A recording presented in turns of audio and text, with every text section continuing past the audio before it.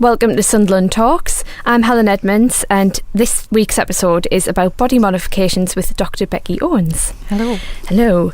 So, Becky is a psychology lecturer at the University of Sunderland.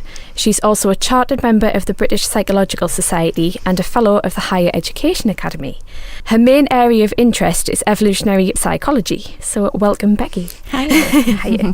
So, obviously today we're talking about body modifications. So I thought we'd start off nice and easy and talk about your own body modifications, if that's okay.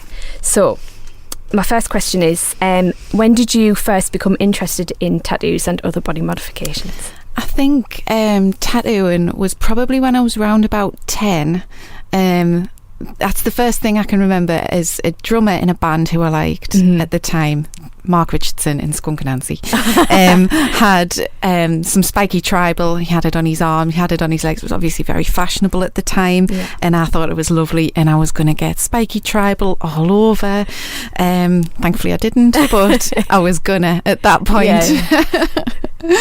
So you were 10 years old at the time. So did you know anyone else, obviously not in a band, but anyone else who had body modifications, or parents or anything? No, I don't think I knew anybody in real life who had tattoos. Just earlobe piercings, I guess, pretty common, and that was it. It was, I guess, something that you didn't see usually back then. They've become common, I would say, even in the past 3 years. So I think you see more and more now. Definitely, it's just advanced so quickly, become so popular. New techniques, new types of modifications. It's just exploded. Yeah, definitely. So how old were you when you got your first tattoo, and what was it? I was 16. I got a tiny little black cross on the top of my shoulder. Do you still have it? No, I got it covered up, and then I got it all lasered off as well. Oh, right. I know, it was going to be something so meaningful at the time, and I was going to get some little bits of writing on it, and it was going to be something to do with my favourite band at the time, but then I just chickened out and got this bog standard plain black cross. Oh well, at least you knew what it felt like. It's a nice way to start. Yeah, exactly, easing into it. Did your parents approve? No, but I think I had warned me mum enough at the time. I'd kept saying, as soon as I turned 16 I'm going to get a tattoo, and she kept looking at us like, really? And at the time I'd gotten my nose pierced when I was 14, then I got the other side done when I was 15. She hadn't said anything about the first one. The second one took her about 3 days to notice, but then she went off it, and so I think by the time I came to get the tattoo and I'd said it so much, she was just like not surprised at all. She let you by that point. Yeah, she just thought, I'm done. But my parents probably wouldn't approve of tattoos either. Yeah, lots of parents don't approve still. How they're like, you're not going to, definitely.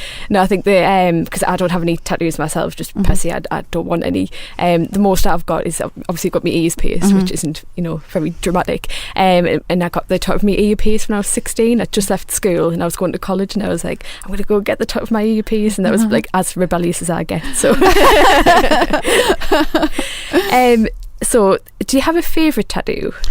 Not at the minute. I think the latest one is always my favourite. So then I get another one, and that's my favourite for a while. But I guess I love them all in different ways. I don't think I could put. It's like picking one of your favourite children. Yeah, exactly. Choose a child. I can't. I'm intrigued by your latest tattoo. Okay, yes. Which is your blackout sleeve. Yes. Because I saw you put that on Instagram. Yes. And I remember looking at it, and I was like, is that like all blackout? I remember thinking, I didn't know that was a thing. Yeah. So I had to Google it, because I was like, is this a thing? So when I was Googling it, there were a few like forums about them, and they were saying that obviously it's quite a commitment because it's just all black. So I was just wondering what the background to that is. Like, how did you find out about that as a thing? For me, I found out about it by a tattooist who I follow on Instagram, who I really love, and he's very heavily into the black work. He's called Cammy Stewart from Dundee, and he does amazing black work, and he also was involved in this project called the Brutal Blackout Project with a couple of other artists who do heavy black work. And the tag, I guess, for this Brutal Black Work project was this tattooing tribes of the future, and something about savages and things like that. And I noticed it, and I was so interested by it, I guess because of me evolutionary psychology, thinking about, you know, costly signalling and things like that. And I was just thought, oh my God, that is so interesting. And then my friend had been up to see him to get his done, and I always thought, actually, one of my project students this year said to us, you said you didn't get the whole blackout thing, and I was like, yeah, I changed my mind. I think you're allowed to do that, I think, in life. You can change your mind. I all of a sudden just got it. I kept thinking, I don't get it, it's just black. But then I got the first sitting done, and I thought, actually, that's really difficult to do, just solid black, very smooth and even. And do you mean like for the tattoo artist? Yeah, for the artist, yeah. I mean, Kevin had said to us, you're not just get someone around the corner to do that for you, like you got to go all the way up to Dundee for it. And I was like, he's the best one. Yeah, I think if you're going to commit to something like that, you need the best person. Yeah. So if I can just take you back to what you said a couple of minutes ago about costly signals. Obviously, disclaimer, I'm a psychology graduate, so I know what you mean, but could you just explain a little bit for the podcast listeners? Yeah, so the idea, there is a theory in evolutionary psychology about costly signalling, and so evolutionary psychology is looking at the conditions that we evolved in, thinking about behaviours that our ancestors may have engaged in, and whether there can be any sort of remnants in our motivations and things like that still exist in us today. And the idea with costly signalling is that because essentially just that men have to show off to get resources and status and everything that comes along with it. And so and they can show off in many different ways. And ancestrally, it was a lot about showing physical fitness, whether that was, physical muscularity, things like that, or fighting.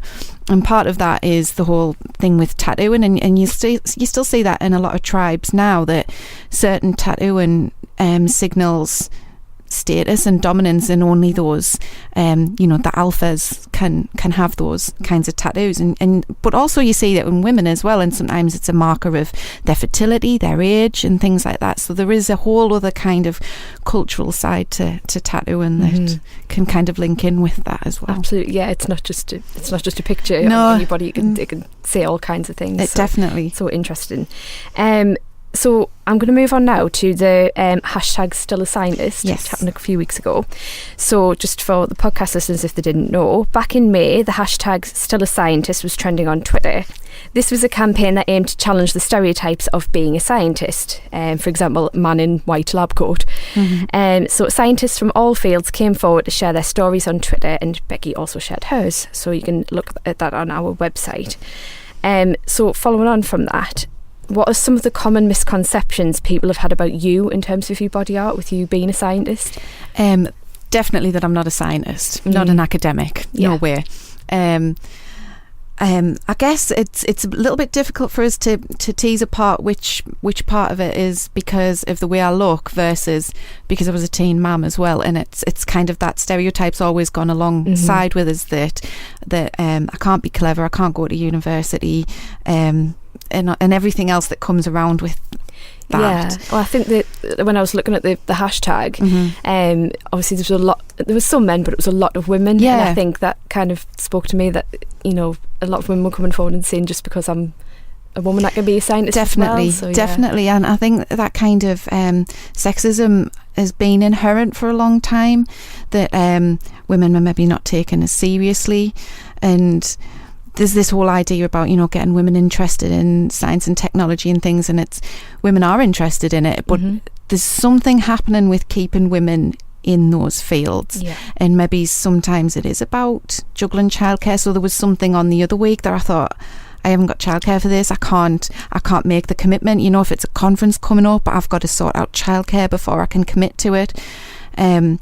Whereas I know for my husband, he's gone off on work trips just at the drop of the hat. He doesn't need to think about the childcare, and it's not that he doesn't help or anything like that. It's just it's like that it's sort of inbuilt, isn't it? It's just innate. This kind of we think differently. I think, but I mean, I would say that because I'm an evolutionary psychologist. Yeah, but no. So that was why it's so nice seeing all those women coming forward, it was. From all different walks of life and different appearances, and it was really cool. And it was great that you came forward and sort of shared your point of view as well. So the different misconceptions that people have had about you, what, from a psychology point of view, why do you think that is? If you can answer that. I think part of it is just because of the more recent stereotype, and so like I guess over the last 100 years maybe, thinking about tattoos being associated with minority groups and outsiders, and punks and sailors and criminals and gang membership and things like that. And I guess looking back at older times, tattooing was more risky to engage in. The conditions weren't as sanitary, the equipment wasn't as good, and now you're looking at very clean conditions that these things take. It's not just doing a homemade tattoo in someone's kitchen with a needle or something. It's sanitary studios by qualified artists with surgical grade equipment. So I think part of it's that kind of risk from the olden days that's associated with it, and it's just carried over. Just on this is kind of as an aside, how food places have to have like a hygiene rating to tattoo now they do. They have like something very similar. I don't think it's the same thing, but they do have to pass certain checks and things, and I think that was only even a fairly recent thing within the last sort of, I don't know, 8 years maybe. And they weren't really regulated before that. I think if you're a decent tattoo artist, or you probably want something like that in your window, saying, my hygiene's really good. Yeah, definitely. My kit's great. Yeah, it's a good advert to have. Definitely. Yeah, definitely.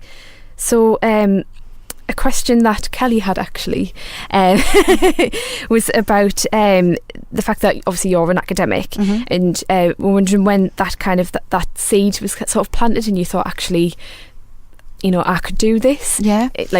Even bearing in mind some of the misconceptions people might have had about you, obviously you've pushed through them and become a doctor.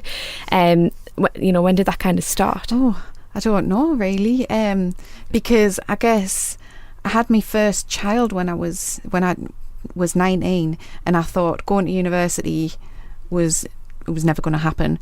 And then I went to university when she was 3, and I had another little boy at that time as well. And I think I don't even know why I did. Psychology was the only thing I ever wanted to do, and I kind of thought, I can't ever do that because I can never go to university. And it's literally my sister dragging us down to open days. Look, people aren't as scary as they are. Look, here's the campus. Come and have a look around. Let's sort out your student finance and everything. And literally dragging us along to it, and then that was it. I was there, and they've never got rid of me since. I always say that because obviously I've studied here and now I work here. I always joke with that, they'll never get rid of me. Exactly. And I taught you. You did. So. I know it's so nice. Like, it is. It is. It's good. And it is. It's like nice. I love doing psychology as well, and I do miss it sometimes because especially I'm not working in a psychology role, and sometimes I think, I have obviously missed the past few years. New research coming out and things like that. So but I guess those kind of critical thinking skills, the research skills, definitely. And that kind of psychology lens on everything you do never leaves you really, does it? Definitely. I can tell I use my skills every day. So it's a nice little advert for psychology there. Anybody's thinking about studying psychology. So that's great. So that kind of leads us nicely to your research. So I'm just going to read out the on your academic staff profile. There's a bit about your research. So you're interested in body image and identity and well-being. You're interested in the motivations for and perceptions of those who engage in various body modifications. Body modifications vary widely in both form and quality, and you're interested in why there's such a variation and whether this contributes to well-being and what they signal about an individual. So obviously we've kind of covered the Kossi signal part, but I was quite interested in, I've actually underlined the bit about well-being, and I just wondered what you meant by that. Well, part of it was I was really interested. There's an artist who I've met her before. I've had a tattoo from her before. She's called Grace Neutral. She engages in a lot of the more extreme body modifications. So she's had her belly button removed. She's got her tongue split. She's got some scarification done. She's had her eyeballs tattooed and her ears pointed.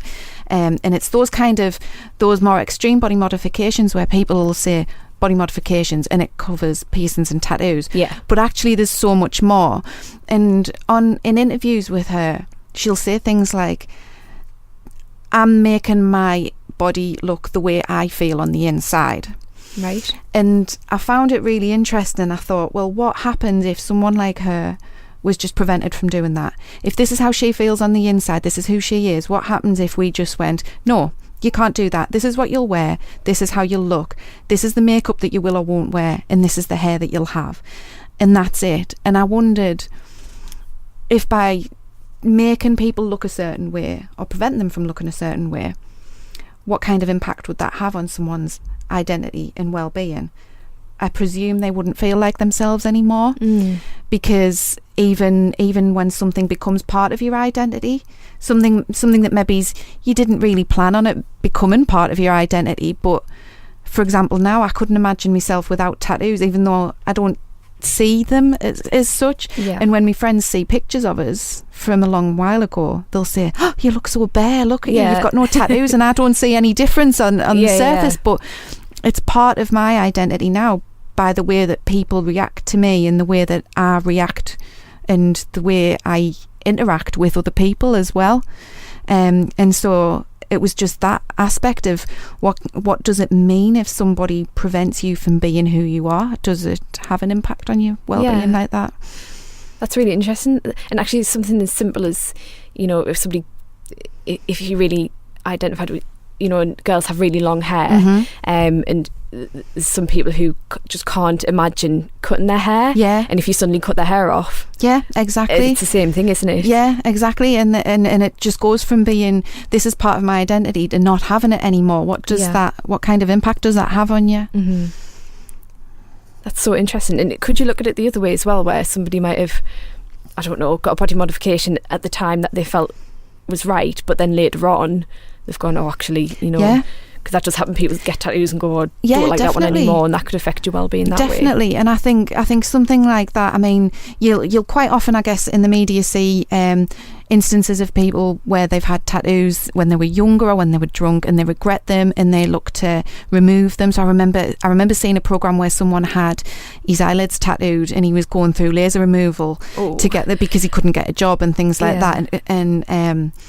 And it's that kind of impulsivity when you're getting a tattoo that does lead to those, or it's more likely to lead to those regrets later on. But when you're putting a lot of time and effort into it and you're researching your artist and things like that, I guess you're more likely to just accept that, okay, that was part of you at that time. So like, I mean, you mentioned me black sleeve before. I had a bunch of old school bright traditional tattoos on that arm before with my kids' names on and everything, and I've had them all covered up, and it wasn't because I wanted to cover up. It was I loved those tattoos. They were part of me, but now it's a different part of me. It's the old me, and that's why tattooing for me it'll never stop. And so I imagine that people who get that kind of impulsive modification or something that represents something that they aren't anymore, I can imagine that would have an impact on their well-being, because it's showing everybody a label of something that they're not anymore. So I can imagine that it would have it, and it would be almost like you need to provide a disclaimer with yourself, like, just so you know, this was an old one, I'm sorry. Take me for me, not my tattoo. Exactly. And when we were sort of planning meeting today, and I was asking you about the different research, and I even said to you, have you got any you could send us? And you were saying there isn't actually that much research about body modifications. Why do you think that is? I think, I mean, there's a lot about it in the social sciences, but there's not a lot in psychology. And I've been looking at the stuff that's been done in psychology, and I don't know for sure, but I have a feeling that it's not done in much depth because it's done by people who aren't familiar with the discipline at all. So for some people who look and go, now let's compare people with tattoos and people without tattoos on measures of personality or motivation or something like that. And you think, okay, so if we have all these people with no tattoos, never, and then another group of people, and some of them might have a tattoo from 20 years ago that it was a mistake, and some of it might be, some people might be tattoo collectors who travel all around the world getting tattoos to add to their collection, and I just thought you can't compile that demographic. That is not one demographic in one group. And so in some ways where it says there's not much differences in personality between tattooed and non-tattooed people, and you think, okay, but how do you actually categorize that? And in some ways I guess that research is trying to dispel the myths that tattooed people are criminals and deviants and things like that, which is good, but there is something that's also different there. Whether that's, I'm sure it's something benign, because I'm not a horrible person, but but it might be something like in honesty and displaying parts of yourself like that, or it might be something in conscientiousness that's the way that you research your artists, your dedication, or something like that. Or it might not be as well. It might be just this is another outlet for something that other people high in those traits show in other places or something. Yeah.